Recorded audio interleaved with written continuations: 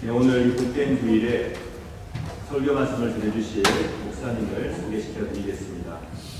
성태준 목사님 오늘 말씀해 주실 텐데요.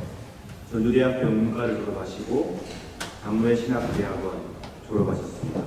수유 제일교회에서 청년부 사역, 공항부는 장애인 사역이라고 말씀하셨습니다. 하셨고 높은 뜻 씨앗이되어 교회에서 청년부 사역을 감당하신 목사님이시고 우리 김영호 목사님과는 나이도 같으시고 대학원 동기라고 제가 들었습니다.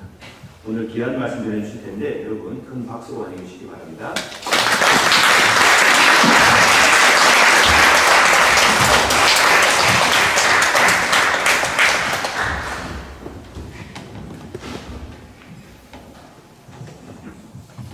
네, 마이크가 잘 나오는 건 이제 잘 모르겠는데 예. 오늘 제가 동동교회에서 하나님의 말씀을 이렇게 전할 수 있는 은혜를 누리게 하신 하나님께 너무 감사를 드립니다.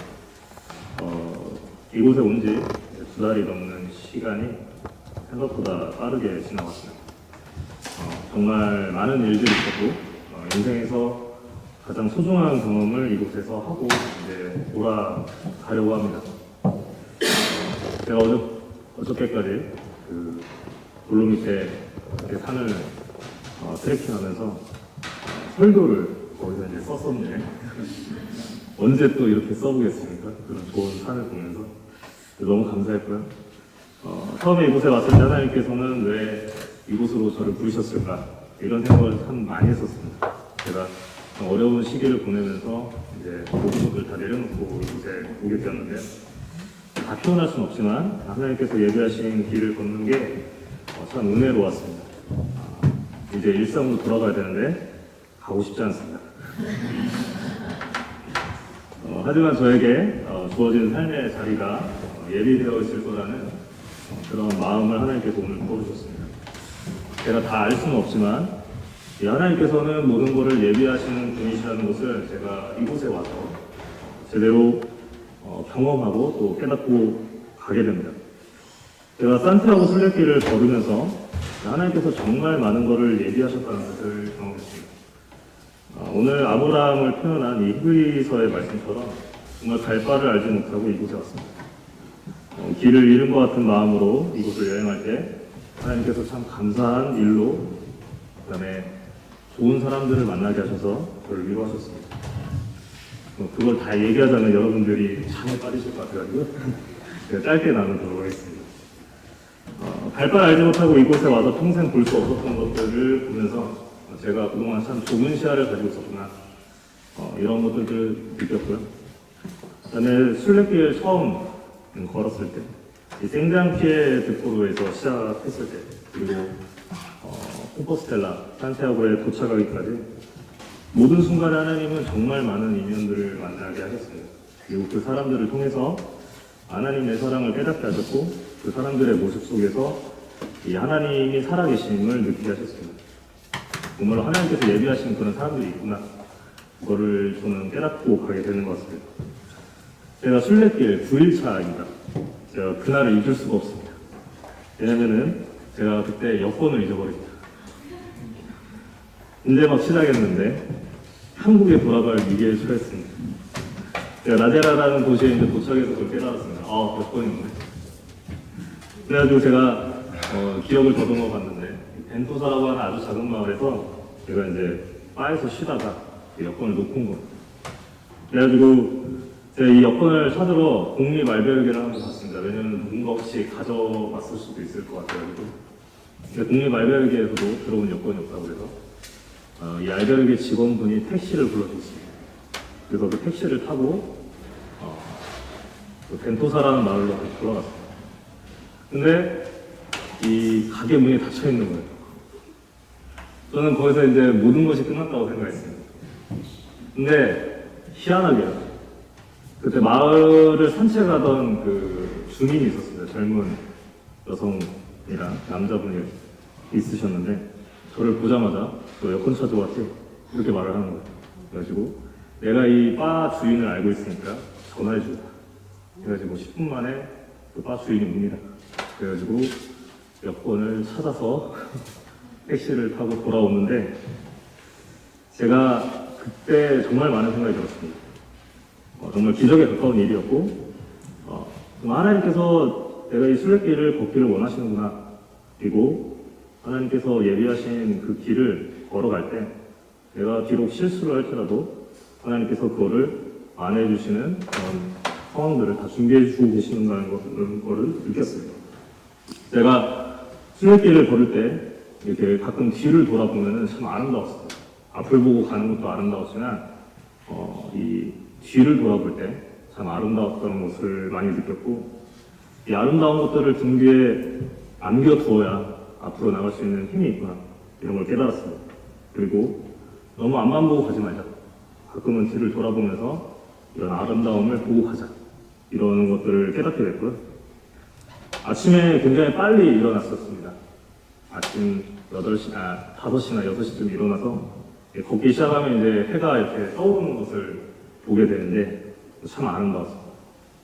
그리고 그 해를 등지고 이제 서쪽으로 가기 때문에 해를 등지고 가는데 해를 등지고 앞으로 걸어갈 때면은 하나님께서 마치 뒤에서 저를 바라보고 계시는 것처럼 느껴졌습니다.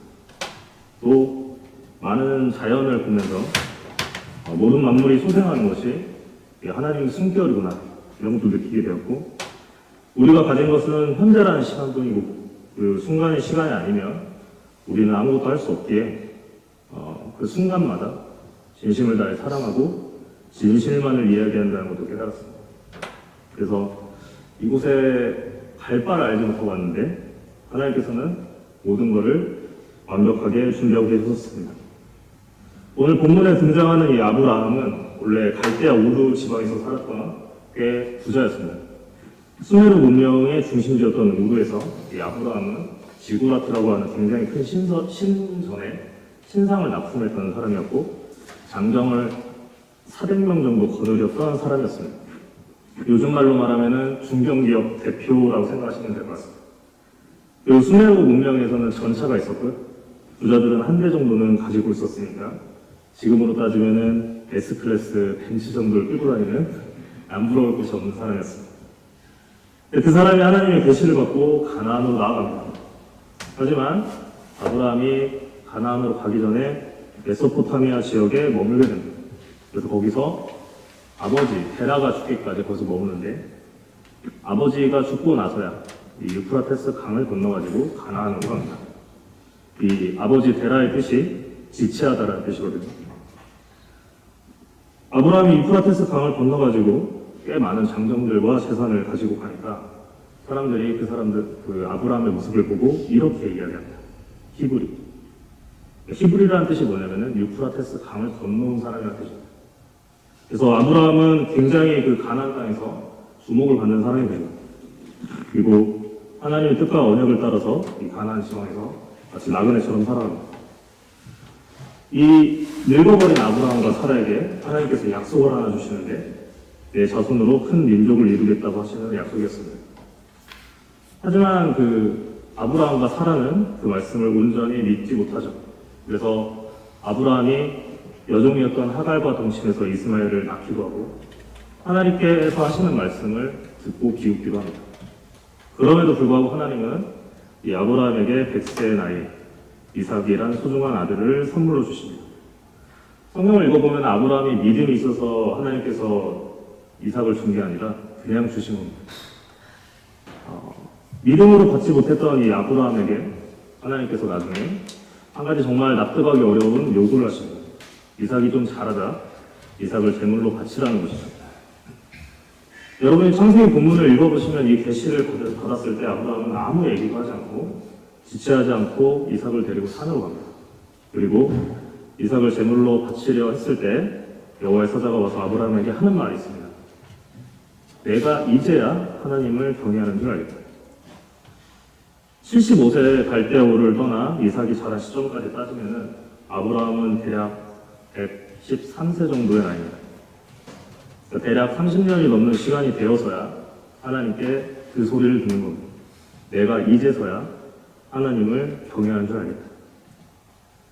여러분 믿음의 조상이라 여겨지는 아브라함조차도 30년이 넘는 세월이 걸렸습니다. 아브라함이 이삭을 제물로 바칠 수 있었던 이유가 무엇이었을까요? 자신이 믿지 않았을 때 선물로 아들을 받았기 때문입니다. 아브라함은 자신의 자손으로 큰 민족을 이루시겠다는 하나님의 말씀을 100% 신뢰하지 않았습니다. 하지만 100세 이 불가능한 나이에 아들을 얻고 나서 생각이 달라진 겁니다. 그래서 아브라함은 드릴 수 있었던 겁니다. 내가 이 아들을 지금 제물로 바쳐도 하나님께서는 어떻게 해서든지 자신의 언약을 이루실 거라는 것을 그때서야 믿은 거죠. 여러분, 하나님은 우리가 믿음이 온전하지 못하는 가운데서도 우리에게 자신의 영광을 드러내시는 분이십니다. 그 이유는 우리의 믿음을 강하게 하시기 위해서입니다. 저는 이곳에 와서 마치 아브라함처럼 제가 믿지 못하는 가운데서도 하나님의 은혜를 많이 받았다고 생각합니다. 제가 믿음이 있어서가 아니라 믿음이 없기에 선물로 은혜와 믿음을 받은 것이죠. 저는 이게 복음의 굉장히 큰 중요한 핵심이라고 생각합니다. 믿음은 선물로 주어지는 것. 그것은 우리가 온전히 신뢰하지 못하는 가운데서도 우리를 사랑하셔서 우리를 구원하시려고 우리에게 선물로 주시는 하나님의 놀라운 섭리인 것입니다. 아브라함은 오늘 본문처럼 갈 바를 알지 못했습니다.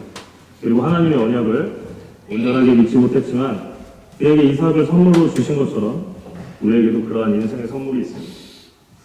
저에게는 이 유럽 여행과 산티아고 순례길이 그러한 선물이었던 것 같습니다. 갈 바를 알지 못한다는 것이 우리는 무엇인지 압니다. 불안하고 앞날을 예상할 수 없고 나에게 어떤 행복이 올지 어떤 불행이 올지 보이지 않는 그 미래를 향해 걸어가야 되는 거죠. 하나님은 때때로 그렇게 우리를 부르실 때가 있어요. 갈 바를 알지 못하고 떠나야 될 때가 있는 거죠. 저도 갈 바를 알지 못하고 이곳에 왔습니다. 근데 이제 하나님의 섭리와 계획하심을 경험하고 돌아갈 수 있을 것 같습니다. 저는 산다는 것이 무엇인지 또 하나님이 함께한다는 것이 무엇인지 저만의 언어로 좀 깨달은 게 있습니다. 여러분, 정말 아브라함처럼 우리도 갈 바를 알지 못하고 나아가야 될 때 그때 하나님의 약속의 땅이 아닌 메소포타미아와 같은 화려한 것에 눈이 팔려 지체하는 경우도 생길 수 있습니다. 그러나 하나님은 자신의 섭리를 이루시기 위해서 우리를 나아가게 하십니다. 삶이란 건 한 곳에 머물러서 사는 것이 아니라 앞으로 나아가는 게 아닐까. 제가 순례길을 걸을 때 한 12km에서 13km 짐을 메고 25km에서 30km를 걸었었습니다. 때로는 정말 힘들었고 쉬운 일이 아니었지만 제가 만약에 걷기를 포기하고 나름 핑계를 만들어서 하루를 더 쉬거나 아니면 지체했다면 저는 그 길에서 선물로 주어진 은혜를 결코 누리지 못했을 겁니다. 오히려 힘들어도 어떻게 해서든지 앞으로 나아갔을 때 누구도 경험하지 못했던 큰 축복을 누렸습니다. 제 생각인데 믿음이라는 건 단번에 이루어지는 것이 아니라고 저는 봅니다. 앞으로 계속해서 나아갈 때 때로는 완전히 믿지 못하여 실수하기도 하고 지체하기도 하고 때로는 하나님의 뜻을 온전히 믿지 못할 때에도 하나님은 우리를 이끄셔서 우리가 믿음을 갖게 하십니다. 여러분, 기적을 믿으십니까? 저는 믿기 시작했습니다. 운명적인 사랑이 있다고 믿으십니까? 예, 누군가는 제가 철없는 낭만주의자처럼 이렇게 보일 수도 있겠지만 저는 그런 사랑도 믿기 시작했습니다. 값없이 주어지는 축복이 있다고 여러분 믿으십니까? 저는 믿습니다. 왜냐하면 하나님께서 그를 경험하게 하셨기 때문입니다. 하나님께서 정말 선하고 거룩한 것을 위해서 어떻게 해서든지 자신의 언약을 이루신다는 분을 저는 깨닫게 되었고요. 그 일을 하루에 25km, 30km씩 꾸준히 걷는 것처럼 그런 의지가 있는 사람에게 그 일을 나타내신다는 것도 깨닫게 되었습니다. 말씀을 정리하도록 하겠습니다. 하나님은 여러분을 믿음의 여정으로 부르십니다. 그것이 때로는 갈 바를 알지 못하고 내가 누리는 것을 다 내려놓고 가야 하는 길이라 할지라도 부르실 때가 있습니다. 그럼 제가 여기 왔을 때는 정말 모든 걸 내려놓고 왔습니다. 저는 근데 그 내려놓음의 가치가 무엇인지 이제야 알 것 같습니다. 주신 것도 하나님이시고 거두어 가시는 것도 하나님이시라는 것을 이제야 조금 알 것 같습니다. 그 부르심에 때로는 응답해야 되고 그 하나님의 부르심은 사람마다 다 다르다는 것도 제가 깨닫게 되었습니다. 그래서 하나님은 그 부르심에 응답하는 사람들을 지금 찾고 계시는 건지도 모르겠습니다. 우리가 자신의 믿음이 약하다고 생각하지 않았으면 좋겠습니다. 누구나 완전한 믿음은 하나님의 섭리 안에서만 이루어지는 것입니다. 지금은 때로 빈약해 보이고 또 나약해 보여도 결국은 아브라함이 이삭을 바치는 놀라운 믿음으로 나아간 거죠. 그래서 그 이삭을 하나님께서 다시 살리시든 어떻게 해서든지 하나님께서 자신의 언약을 이루신다는 것을 믿는 그 믿음으로 우리를 이끄십니다. 그 믿음의 여정에 여러분도 응답하실 수 있는 정말 귀한 그리스도인이 되기를 간절히 소망하고 기도하도록 하겠습니다. 기도하겠습니다. 하나님 감사합니다. 우리를 사랑하시어 믿음이 없을 때에도 우리에게 은혜로 채워주시는 그 놀라운 섭리를 우리는 삶에서 경험하곤 합니다. 때로는 갈 바를 알지 못하고 앞날이 어떻게 될지 모르는 두려운 상황 속에서도 하나님은 우리를 부르시어 우리를 붙드시고 우리의 믿음이 강해질 수 있는 길로 우리를 인도하십니다. 그 길에서 우리는 때로 하나님을 의심하고 때로는 우리 뜻대로 행하다가 어그러질 때에도 하나님은 우리를 도우시어 가장 선한 길로 우리를 인도해 주신다는 것을 우리가 깨닫게 하여 주시옵소서. 그리하여 우리의 믿음이 지금은 약해 보일지라도 하나님의 살아계심을 온전히 느끼지 못할 때에도 결국에는 우리가 하나님을 굳건히 믿는 믿음의 사람으로 되기를 원하시는 하나님의 섭리 가운데로 우리를 이끄신다는 것을 우리가 기억하며 살아가게 하시옵소서. 우리를 사랑하시어 지금부터 영원까지 가장 선한 길로 인도하시는 예수님의 이름으로 기도합니다. 아멘.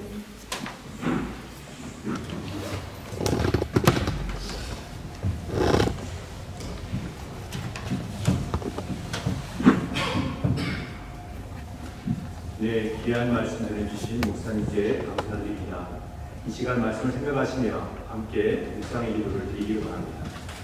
우리에게 인도하시는 선한 목자 되신 우리 예수 그리스도를 생각하며 어떠한 순간에도 하나님께서 우리에게 허락하신 길을 가고자 하지만은 복된 우리 성도들 될 수 있도록 각자가 또 옆에 있는 분을 위해서 생각나는 우리 교우들을 위해서 기도해 주시기 바랍니다.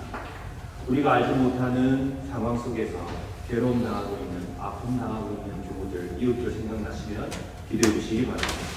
또한 우리 공동체를 위해서 아낌없이 봉사하는 사랑하는 교우들을 위해서 기도해 주시고 이 세상의 평화가 하나님의 은총 가운데 임할 수 있도록 대한민국과 유럽과 오스트리아를 위해서 여러분 기도해 주시기 바랍니다.